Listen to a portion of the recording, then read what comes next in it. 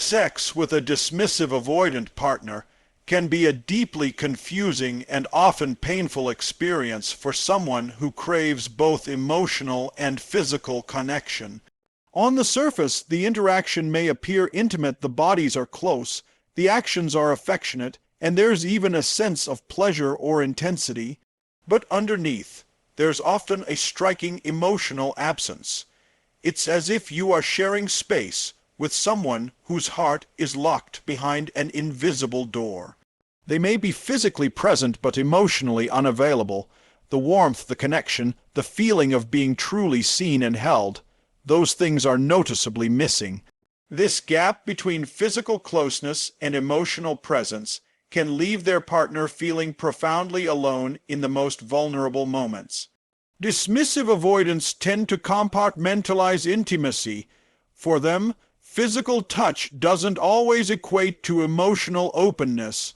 While they might be comfortable with sexual activity in itself, they often detach from the emotional implications that come with it. It's not necessarily that they don't care about their partner, but rather that allowing full emotional access feels too risky. Somewhere in their upbringing or early emotional experiences, they learned that vulnerability leads to pain, so they've trained themselves to stay just out of reach. Sex, then, becomes something they can do while still keeping their emotional guard intact. They touch, but they don't connect. They engage, but they don't fully show up. Tony Robbins speaks about the 6 core human needs: certainty, variety, significance, connection, growth, and contribution. For dismissive avoidants, certainty and control often dominate their emotional landscape. Sex can serve as a predictable act where they feel in control, without having to enter the uncertain waters of emotional vulnerability. But while the act may satisfy a physical need, or even provide a momentary sense of connection, it rarely satisfies the deeper need for emotional intimacy, either for themselves or their partner. Their partner may lie next to them in bed and still feel like they're a million miles away. Over time, this pattern can erode the emotional foundation of the relationship. Because dismissive avoidants often minimize or ignore their own emotional needs, they also tend to dismiss the emotional depth that sex can offer. They may see it as a function, a stress reliever, or a way to maintain the relationship without having to verbally express love or vulnerability. For their partner, this lack of emotional engagement can feel like rejection, even if rejection is never explicitly spoken. The subtle signals: lack of eye contact, emotional detachment before or after sex, avoidance of cuddling or post-intimacy connection, communicate far more than words ever could. They say, "I'm here, but not all of me is available to you." This emotional distance isn't necessarily intentional cruelty. It's a protective strategy, one that has likely been reinforced for years. The avoidant has learned to survive by staying safe behind emotional walls. The tragedy is that the very walls meant to keep them safe also keep out the very experiences that create true connection and fulfillment. And while the partner may try harder, get closer, or push for more emotional response, the avoidant often pulls back even further. The more emotional depth is required, the more they retreat. Sex then becomes an act that highlights the emotional chasm instead of bridging it. What the dismissive avoidant often fails to realize is that emotional presence isn't about losing control. It's about sharing an experience that makes both people feel alive, valued, and connected. Tony Robbins teaches that all change begins with awareness. Until the avoidant becomes aware of how their emotional detachment is impacting their relationship, they will continue to repeat the same cycles. The partner, in turn, may begin to internalize the emotional absence, feeling unworthy, undesirable, or emotionally disconnected, even if the physical aspects of the relationship are consistent. Bridging this emotional gap starts with the willingness to be present. not just with the body, but with the heart. It means letting go of the belief that emotions are dangerous or overwhelming. It means being willing to sit in the discomfort of intimacy and allow another person to truly see you. This doesn't mean overwhelming exposure all at once, but small moments of presence, vulnerability, and authenticity that slowly begin to rebuild trust and connection. Only when emotional presence enters the space can sex become more than a physical act. It becomes a deeply healing, transformative experience that fulfills both partners on every level: body, mind, and soul. For dismissive avoidant partners, sex often becomes more than just a physical interaction. It becomes a strategic arena where control and autonomy are subtly asserted. In most areas of their life, avoidants seek to manage vulnerability by maintaining independence, and this same mindset carries into their sexual behavior. Even though sex is one of the most vulnerable and intimate acts two people can share, for the avoidant it can be something carefully managed, controlled, or even withheld to ensure they don't lose their emotional footing. To an outside observer or their partner, this may look like a fear of closeness, unpredictable intimacy patterns, or sudden disinterest after previously engaging encounters.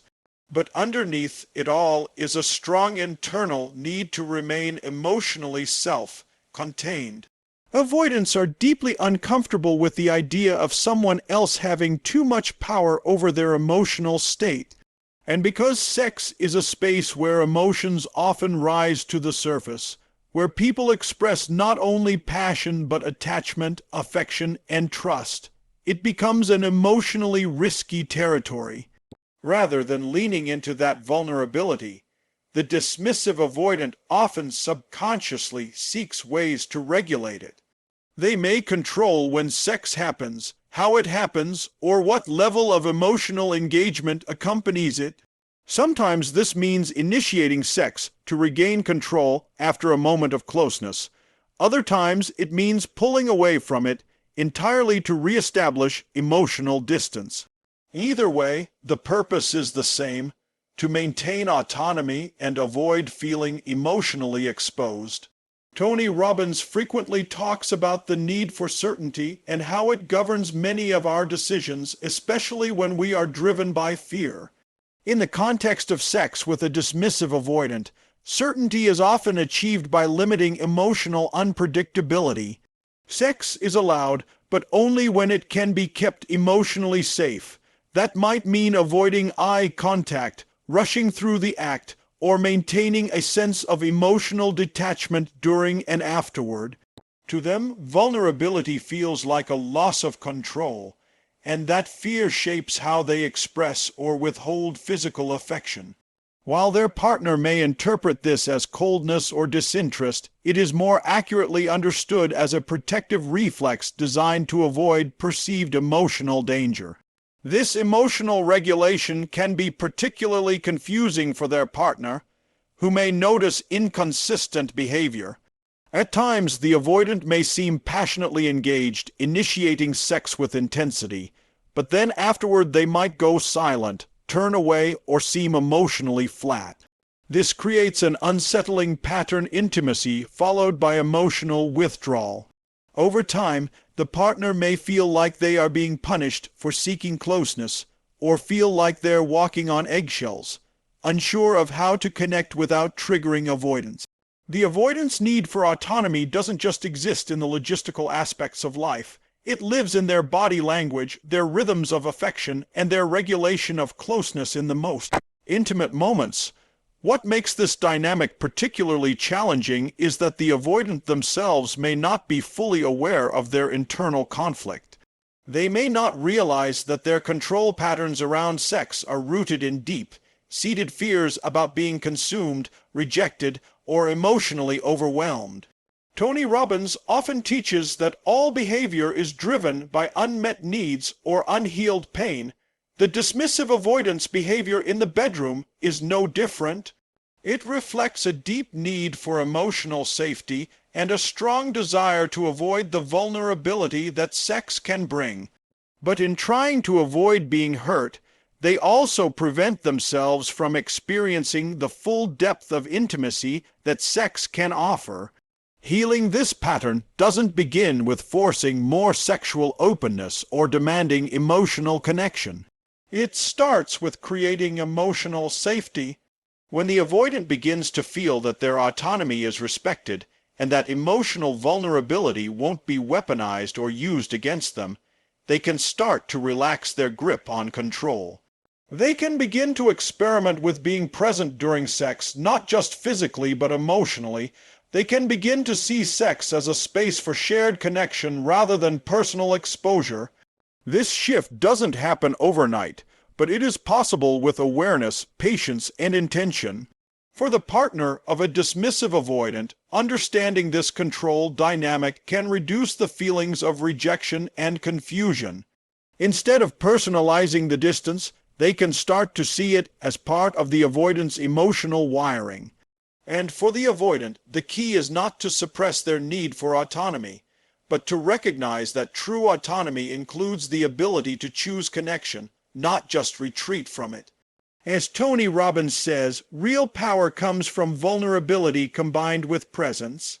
When the avoidant learns to enter sex not as a controlled performance, but as an emotionally mutual experience, they unlock a new level of intimacy, one that honors both their need for autonomy and their hidden desire for closeness. One of the most profound yet invisible struggles for a dismissive avoidant partner during sex is the fear of being truly seen. On the surface, they may appear composed, even confident. They may seem in control of the situation, engaging in the physical aspects of sex with what looks like ease. But beneath that calm exterior is a quiet, persistent anxiety, an instinctual need to protect themselves from exposure. Being truly seen in a moment as vulnerable as sex is terrifying for the dismissive avoidant because it threatens the emotional armor they've worked so hard to build. In those intimate moments where eye contact deepens, emotions rise, and masks naturally fall, they fear what might happen if their partner sees beyond the surface, if someone witnesses the parts of them they've tried to suppress, hide, or deny. This fear doesn't stem from arrogance or a lack of love. It's rooted in emotional wounds, experiences where vulnerability may have led to abandonment, shame, or emotional neglect. Somewhere along the way, the avoidant learned that being emotionally exposed equates to danger, so they internalized a powerful message: stay guarded, stay in control, stay hidden. Even in moments that society typically associates with openness, like making love, they often hold back. They may avoid deep eye contact during sex, skip over foreplay that invites emotional connection, or shut down after the act is over. It's not because they don't feel anything. It's because feeling too much and being seen in those feelings threatens their internal sense of safety. Tony Robbins often emphasizes the importance of authenticity, showing up as your true self, and breaking through the limiting stories that keep us stuck. For the avoidant, one of the deepest limiting beliefs is that if someone truly sees them, they'll be rejected. And that fear manifests in the bedroom through emotional distance. They might keep sex focused on performance, on technique, on control. They may rely on physicality while keeping emotions locked tightly away. The result is a disconnection not always from the act itself, but from the emotional energy that gives sex its most profound meaning. Their partner may feel the passion but miss the presence. They may experience the body but not the soul. This disconnect creates a painful paradox. The avoidant wants to connect but is terrified of what connection demands. They may crave being loved fully yet believe they must stay hidden to avoid rejection. So even when they care deeply, they keep emotional intimacy out of reach, especially during sex. Their partner may sense that something is missing, something they can't quite name. They might feel like a guest rather than a partner, like they're allowed access to the body but not the heart. Over time, this emotional vacancy can cause confusion, frustration, and pain. The act that should bring closeness instead highlights distance. And yet, the path forward is not about blame, it's about compassion and awareness. The avoidant's fear of being seen is not a sign of emotional immaturity, but a relic of emotional survival. It's how they learned to protect their most vulnerable self. But Tony Robbins teaches that we can rewrite our patterns when we choose to face our fears instead of running from them. The avoidant doesn't need to tear down their walls all at once. They simply need to take one courageous step at a time. That might mean allowing eye contact during a vulnerable moment. It might mean staying emotionally present after sex instead of withdrawing. It might mean expressing something honest instead of hiding behind detachment. The goal is not perfection, it's presence. Being truly seen doesn't mean being flawless. It means showing up fully even when it's uncomfortable. When the avoidant begins to test the waters of emotional exposure, they begin to dismantle the belief that being seen equals being hurt. They start to discover that real love comes not when we are perfectly in control, but when we are courageously authentic. That kind of connection doesn't just deepen physical intimacy, it transforms it. It turns sex from a guarded performance into a shared emotional experience that heals and connects. For the partner of a dismissive avoidant, understanding this fear can bring clarity and patience. It's not that the avoidant doesn't care, it's that they care so much they're afraid to show it. And for the avoidant themselves, healing begins when they realize that love is not a spotlight meant to expose their flaws. It's a light meant to guide them home to their truest, most human self. For a dismissive avoidant, sex can often become a tool rather than a shared emotional experience, a way to manage closeness on their terms rather than an opportunity for true connection. This tool-like approach to intimacy isn't always conscious or malicious. It's a deeply ingrained survival strategy that helps them regulate emotional distance and control vulnerability. Where others may use sex as a pathway to deeper emotional bonding, the avoidant may use it as a way to sustain a relationship while keeping it from getting too emotionally intimate.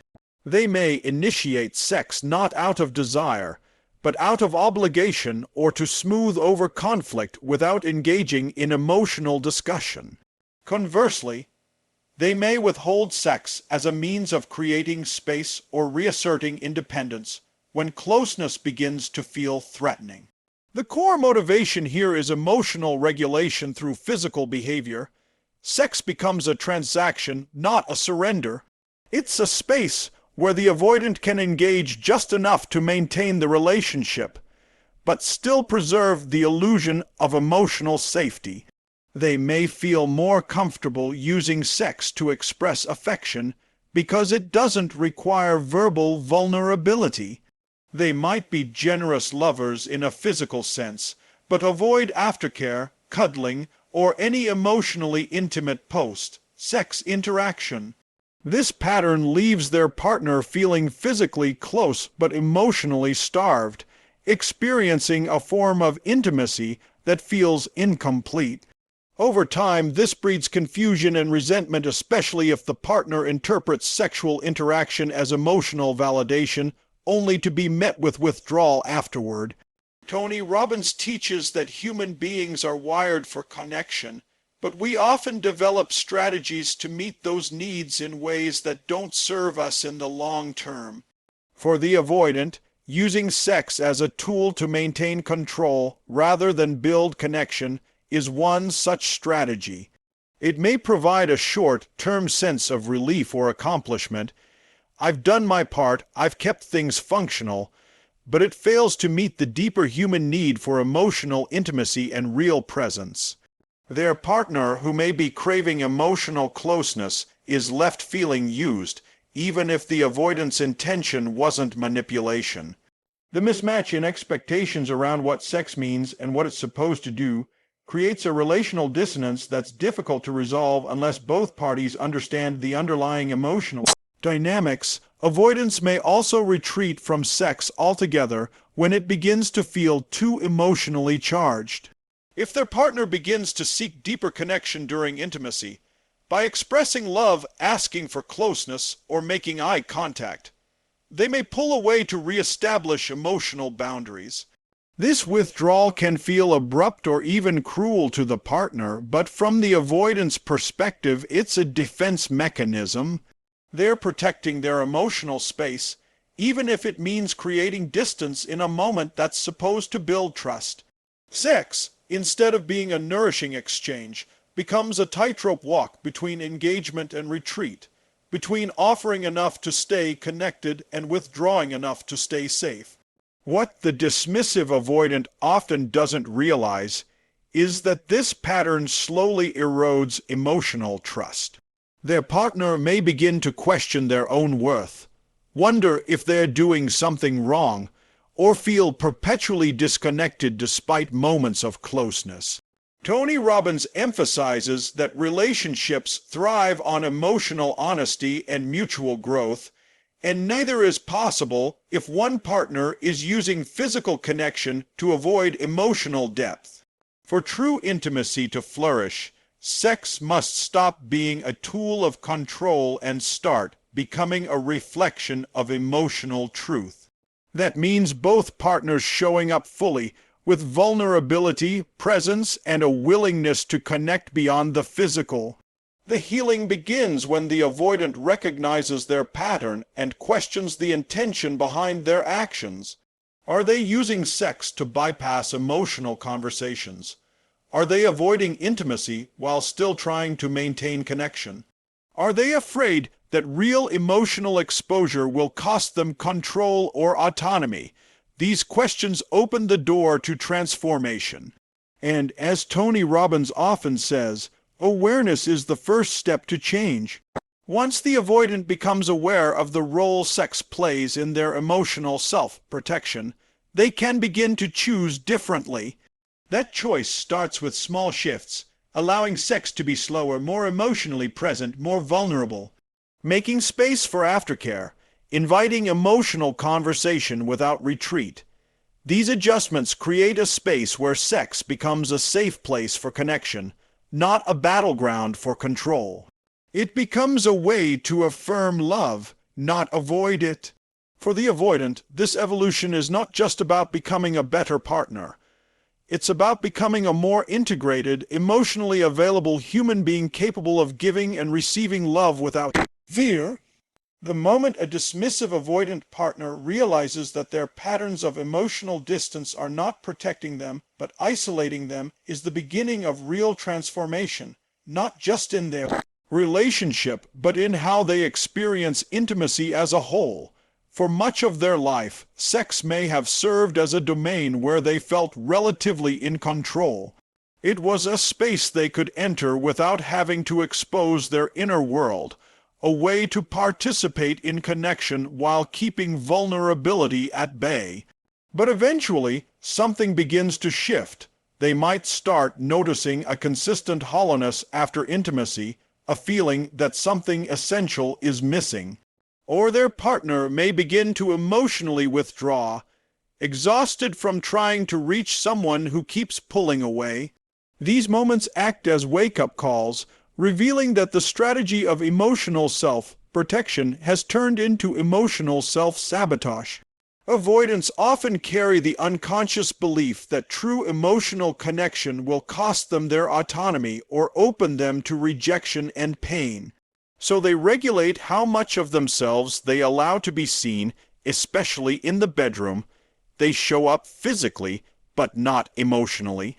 They keep their partner at a distance with silence, deflection, or intellectualization, believing that if they reveal less, they risk less. But this calculation ignores one critical truth. The quality of connection is directly tied to the willingness to be known. As Tony Robbins teaches, the bridge to fulfillment is emotional depth, and when that depth is consistently held, even sex, the most intimate act, loses its power to nourish and bond. At some point, many avoidants begin to confront the emotional cost of their detachment. They notice the strain in their relationship, the frustration in their partner's eyes, the growing distance in moments that should feel close. They might not have words for it, but they feel the emptiness, the cycle of performing intimacy without truly engaging starts to feel unsustainable. And in those moments of reflection, the avoidant is faced with a choice: continue down a path of emotional isolation, or risk stepping into unfamiliar territory emotional presence. The transition from distance to connection is not immediate, nor is it comfortable, but it is absolutely transformative. The journey begins by understanding that emotional presence is not weakness, it's the foundation of meaningful connection. Letting a partner see behind the emotional armor, especially during sex, isn't about losing power. It's about creating safety and trust. Vulnerability becomes the key, not the threat.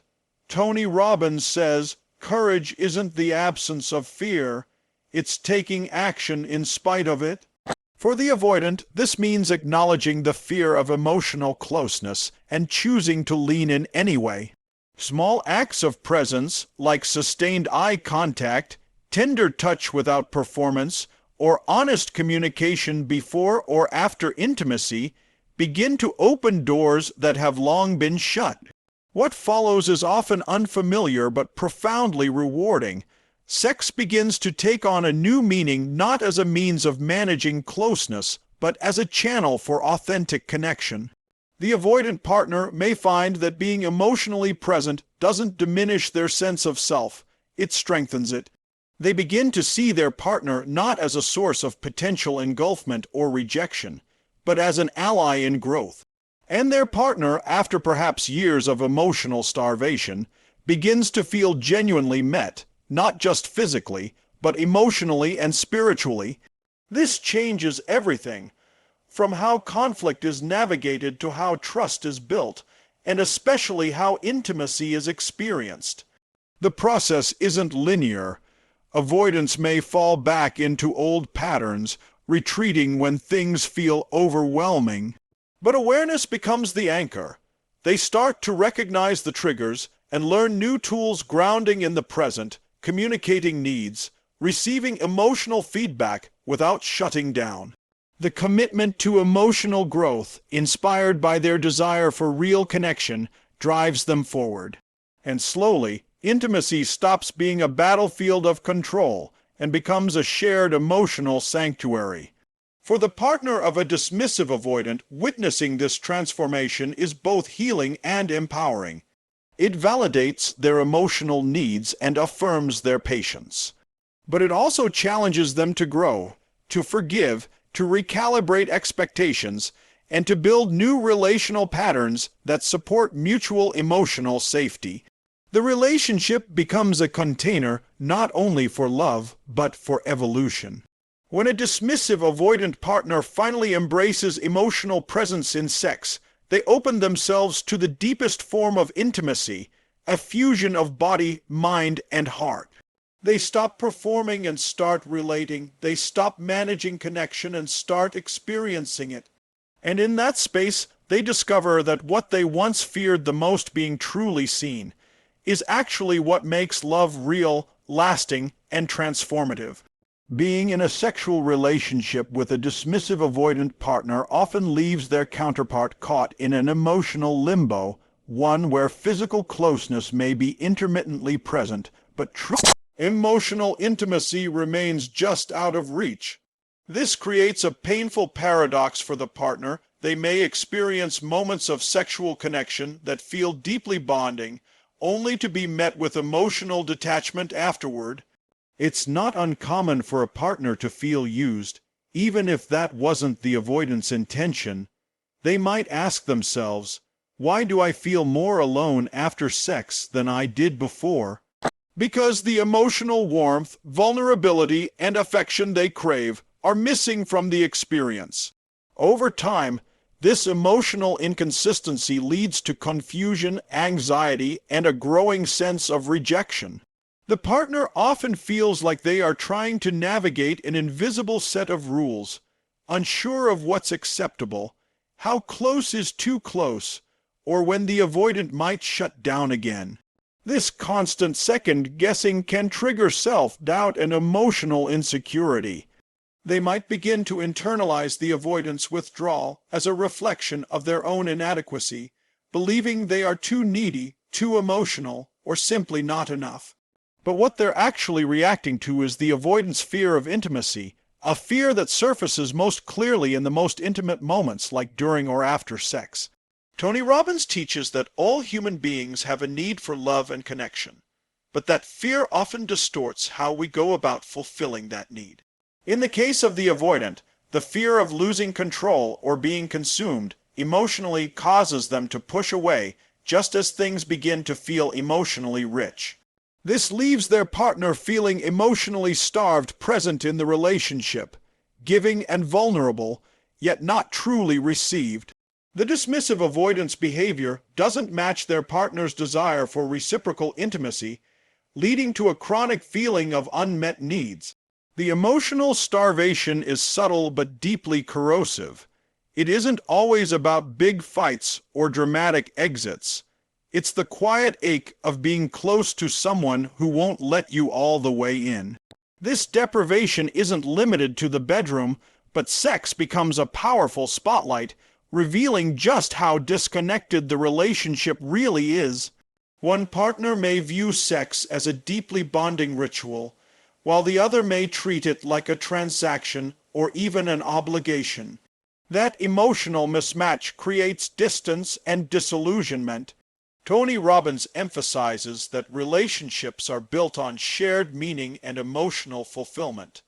And when one partner consistently disengages emotionally, the foundation weakens.